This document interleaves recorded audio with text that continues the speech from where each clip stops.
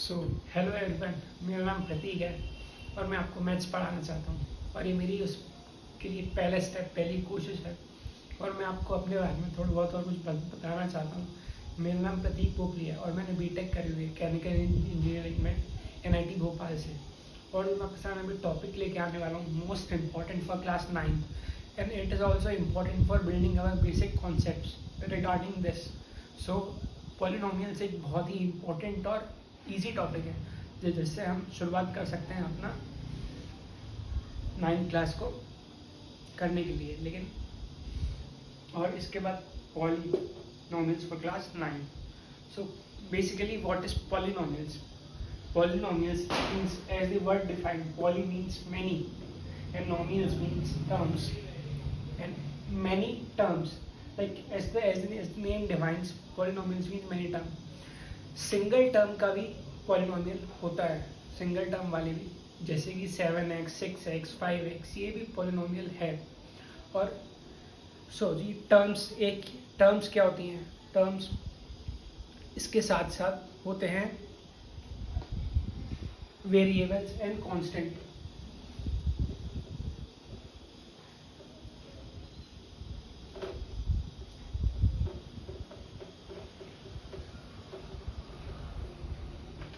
So variables and constants. So variable और constant, जैसे कि आपको दिख रहा है, दोनों टर्म्स अलग अलग हैं। वेरिएबल्स मीन्स जो वेरी हो सकती है।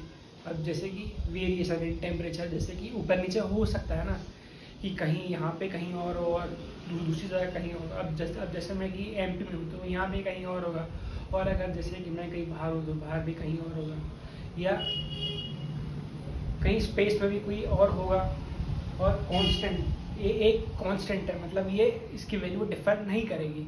अब जैसे वेरिएबल है, इसमें ये X A B C D इसी को में ले सकते हैं, X Y Z A B C D,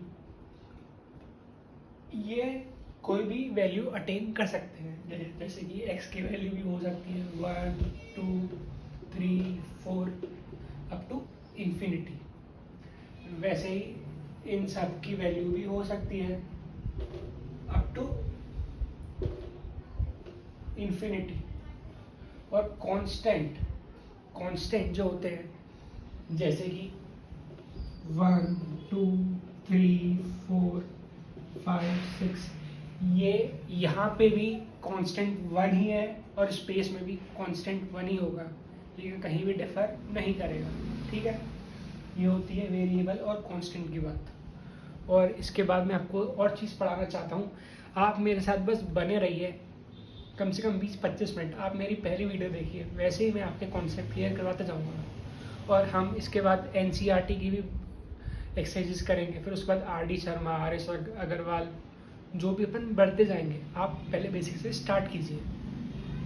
ठीक है, वेरिएबल मीन जो वेरी हो, एक्स कोई भी वैल्यू अटेन कर सकता है, लेकिन कांस्टेंट, हम कांस्टेंट को के भी मानते हैं, लेकिन के सी हम ऐसे को भी कांस्टेंट बोलते हैं, लेकिन ये इनकी वैल्यू हमेशा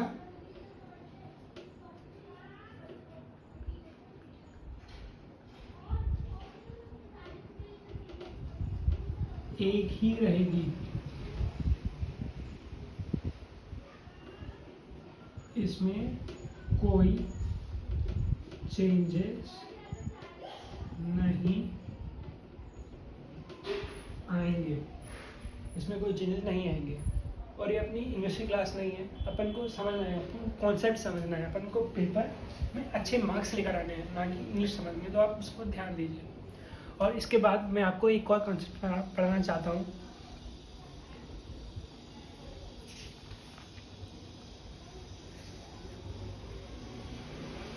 और हाँ, एक चीज़ और, वेरिएबल्स की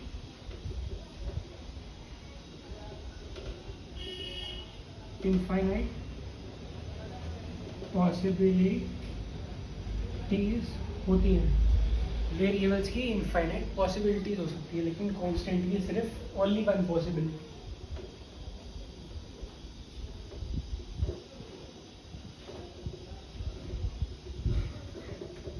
ओनली वन पॉसिबिलिटी, ठीक है, ओनली वन पॉसिबिलिटी। हम और इसके बाद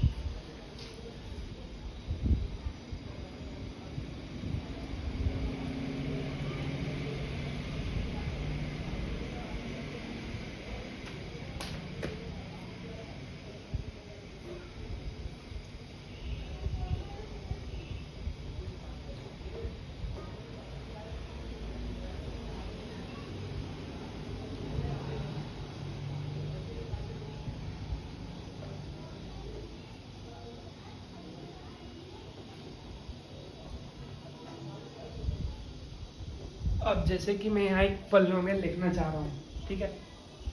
अब जैसे x square plus 8x plus A और x square plus 4x plus B.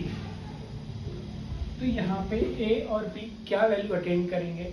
ये सिर्फ एक कांस्टेंट ही होगी, यहाँ पे कोई वेरिएबल इसमें नहीं होगा, ये सिर्फ एक कांस्टेंट वेरिएबल होगा। या इसकी वैल्यू 1 होगी या 2 होगी या 3 होगी या कुछ भी होगा, ठीक है। वैसे ही इसकी वैल्यू सपोज 4 होगी, 5 होगी, 6 होगी, 7 होगी, तो ये वैल्यू हमेशा कांस्टेंट ही रहेगी। और इसके बाद एक और कॉन्सेप्ट आता है हमारे पास, from the name of coefficient. Coefficient क्या होता है? कोफिशिएंट क्या होता है? अब जैसे मैंने एक पॉलिनोमियल लिखा है यहाँ पे,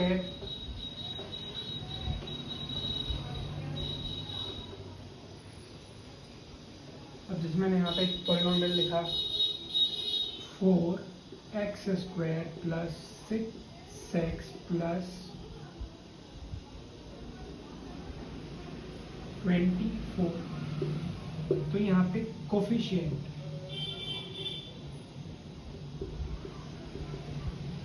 कोफिशिएंट। सो अगर इसमें what is the coefficient of x square? What is the coefficient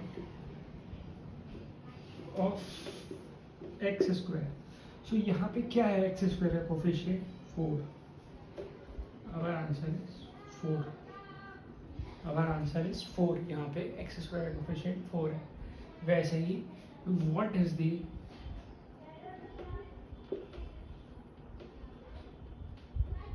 coefficient of x? जो x के साथ वाली क्या टर्म है यहाँ पे? 6 है, तो उसका कोफिशिएंट क्या होगा? 6, ठीक है। ये एक और कॉन्सेप्ट है। इसके बाद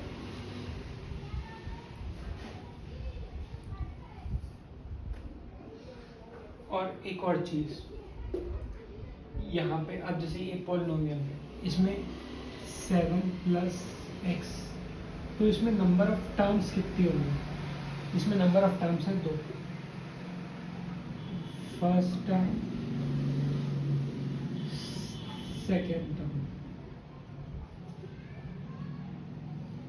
ये पॉलिनोमियल 2 टर्म है, ये पॉलिनोमियल 2 टर्म है। इसके बाद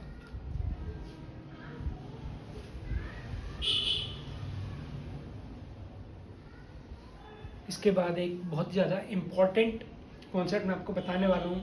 इससे आप डिसाइड कर पाएंगे क्या ये पॉलिनोमियल है या नहीं है। पॉलिनोमियल में एक इम्पॉर्टेंट स्टेटमेंट होगा, वो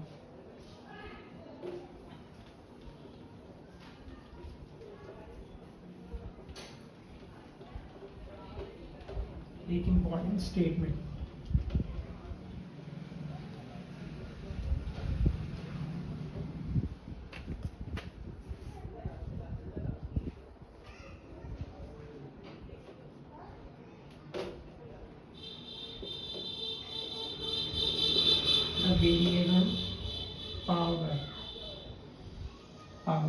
The variable power must be a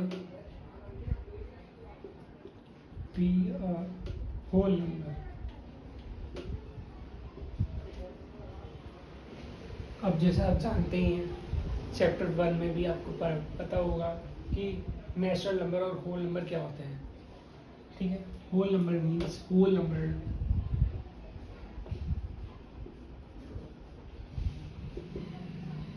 zero, 1, 2, 3, ये सब होल नंबर होते हैं, ये सब।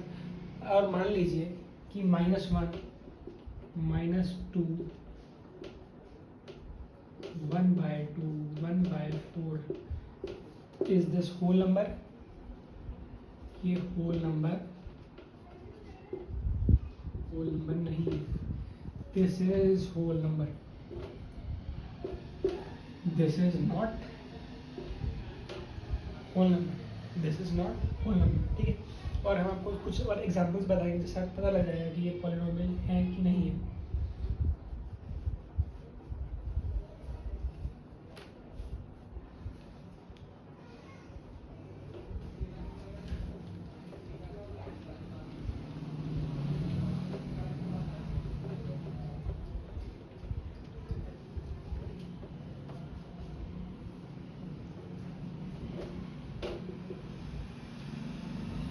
5x plus 8, 4x square plus 6x plus 24, 4x square plus x to the power 0, x to the power 0 plus 8। क्या ये पॉलिनोमियल्स हैं? ये पॉलिनोमियल्स हैं क्योंकि यहाँ पे x की पावर 1 है, यहाँ पे x की पावर 2 है, यहाँ पे x की पावर 2 है, यहाँ पे x की पावर 0 है, तो ये भी पॉलिनोमियल होंगे। ये जो भी एग्जाम्पल्स हैं ये पॉलिनोमियल होंगे, ये पॉलिनोमियल्स होंगे। ठीक है, और हम अगर दूसरी तरफ बात करें कि ऐसी कौन सी टर्म्स में ऐसे लिखूं जो पॉलिनोमियल नहीं होंगी।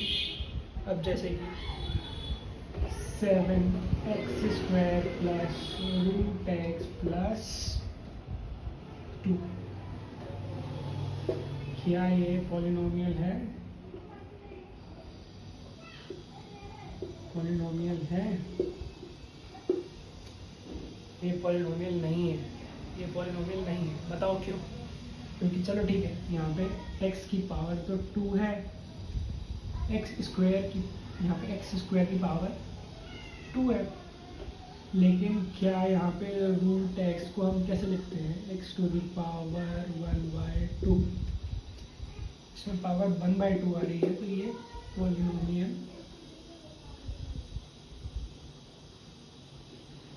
पॉलिनोमियल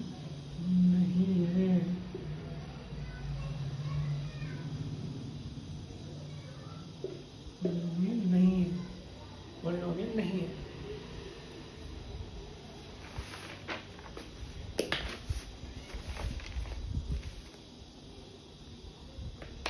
और अब इसके बाद बात करेंगे polynomials in one variable, polynomials in one variable.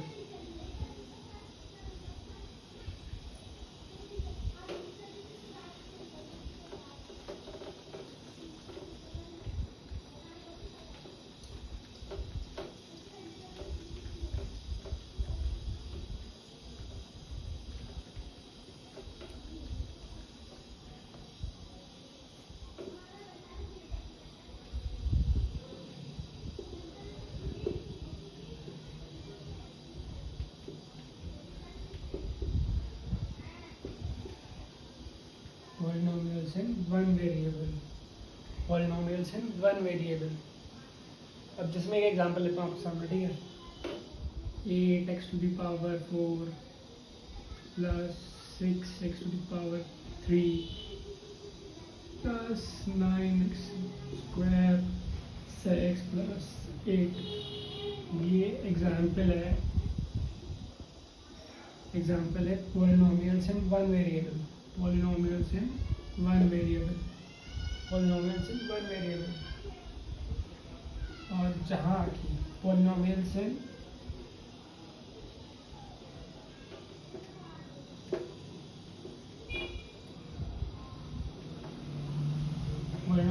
two variable का क्या एग्जाम्पल हो सकता है? जैसे 8x² + 4y + 3, ये पॉलिनोमियल्स हैं 2 वेरिएबल, जो कि यहाँ पे x भी आ रहा है और y भी आ रहा है। ये क्या है? वेरिएबल है,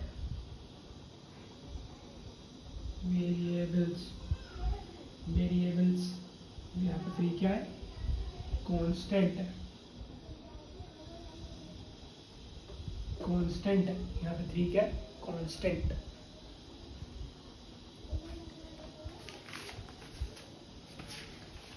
अब हम इस वीडियो का एक और लास्ट टॉपिक कवर करने जा रहे हैं, जिससे आपको थोड़ा बहुत और आइडिया होगा कि आगे हम कैसे करेंगे। Types of polynomials.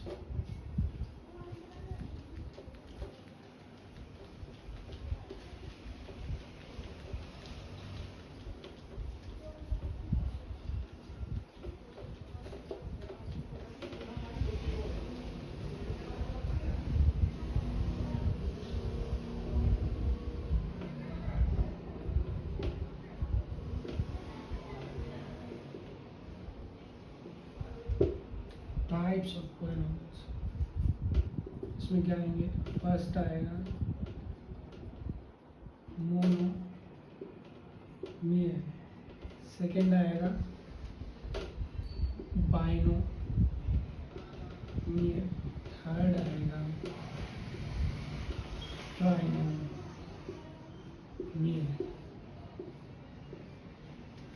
अब हम ये क्या चीज़ है, तो हम इसको एग्जाम्पल के साथ समझ लेते हैं। Monomial, as the name suggest, monomial as the name suggest, इसमें कोई एक ही टर्म होगी, अब जैसे कि 4x 8x²,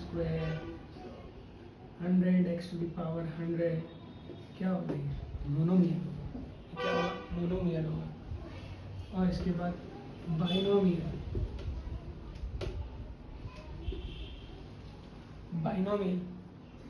क्या होगा? इसमें जिसमें कि 2 टर्म होगी, या वेरिएबल हो या कांस्टेंट हो, टर्म 2 होगी तो वो बाइनोमियल होगा। अब जैसे कि 8x + 4, ये क्या है हमारा? ये क्या है हमारा? ये बाइनोमियल है। और उसके बाद 9y² -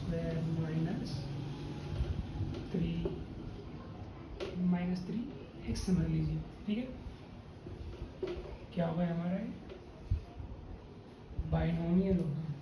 हमारा क्या होगा? बाइनोमियल होगा।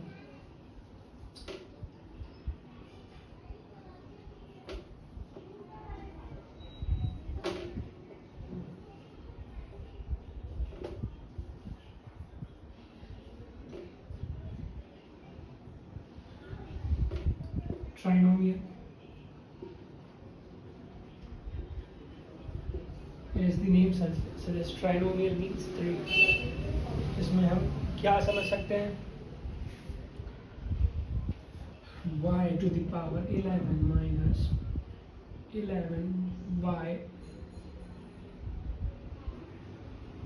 समझ लीजिए, 11y + 18, ये हमारा क्या होगा? ट्राइनोमियल होगा। समझ में आया? अब हम, ये हमारी पहली वीडियो थी। हम इसके बाद और भी बहुत सारी चीज़ें कवर करने वाले हैं, जिससे हमें पता लगेगा कि हमें और क्या क्या पढ़ना है। इसके बाद हम NCERT पढ़ेंगे, फिर और बहुत सारी किताबें और पढ़ेंगे, ठीक है? Thank you, this is my first video.